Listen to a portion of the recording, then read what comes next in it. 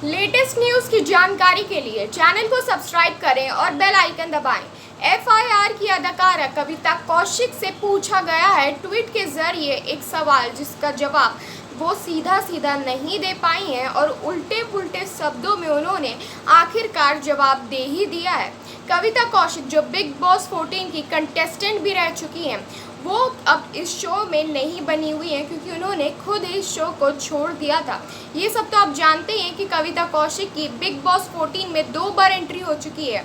जब उनकी एंट्री दूसरी बार बिग बॉस 14 के घर में की गई थी, जिसके बाद काफ़ी बड़ी लड़ाई देखी गई थी कविता कौशिक और रुबीना दिलेक के बीच, जिसके बाद उनकी लड़ाई इस कदर बढ़ गई थी कि खुद बिग बॉस 14 के घर वालों ने गेट खोल दिया था और उन्हें कहा था कि अगर आप दोनों में से किसी को भी घर से बाहर जाना है तो आप जा सकते हैं। ये बात सुनकर कविता कौशिक खुद को रोक नहीं पाई और उन्होंने शांति के लिए बिग बॉस 14 का घर छोड़ दिया था।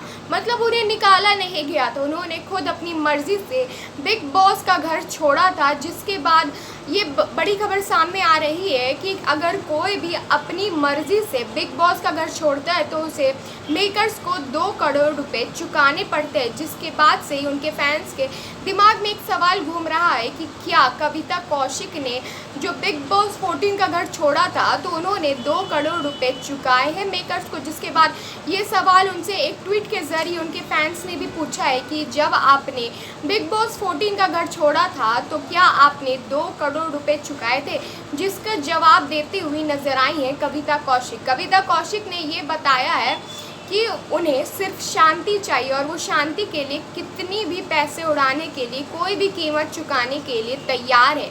वो आसान शब्दों में ये बता दिया है कि उन्हें सिर्फ शांति चाहिए, उन्हें बिग बॉस 14 में नहीं रहना था। लेकिन उन्होंने सीधा सीधा नहीं बताया कि क्या उन्होंने सच में बिग बॉस 14 के मेकर्स को 2 करोड़ रुपए दिए हैं या नहीं।